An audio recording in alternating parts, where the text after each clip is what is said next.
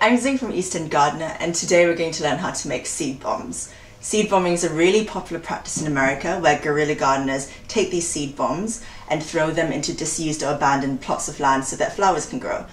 Guerrilla gardeners who are a bit too scared to actually stand by a plot and actually start planting something, there's a great way to start because all it requires is for you to throw it into a disused plot of land. The seeds are protected by the clay, and when it rains, the clay softens so the seeds can be allowed to germinate. Now, it's actually quite a common practice and it's been going for quite a while. It started in Japan where it's called sushi dango. Sorry if I mispronounced that. It was first developed by a farming pioneer called Masanobu Fukuoka. So let's get started.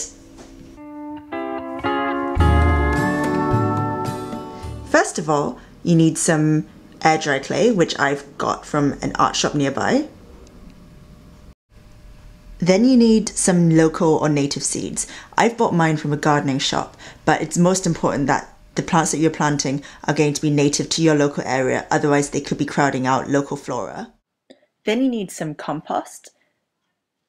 And finally, you need some water. So you want to cut a wedge off the red clay. So you get something about this big. That's about, I'd say, like 2 inches by 2 inches, and you take that there and you sprinkle compost in it, and the more compost the better, because that's what's going to help protect your seed from birds and other nasty things. And you take the seeds that you have and you just sprinkle some of those on.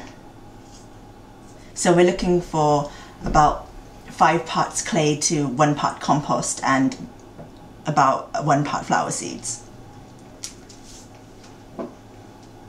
And then you add a tiny little bit of water to the entire mix. That might have been too much, but if you add too much, as I might have done, you might find it turns into a big gloopy mess, but this looks like it's alright. And then you just roll that up into a bowl, making sure you get all the seeds in there.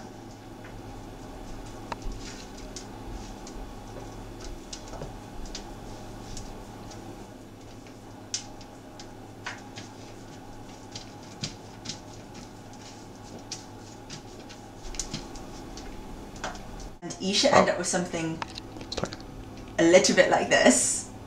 And it's a good idea when you're done with the first rolling around in compost to just roll it around in some more compost, because the more compost the better. That's what's going to help the seed grow. And also, the more compost you protect the seeds with, the less likely they're going to fall out once you throw them over into a plot.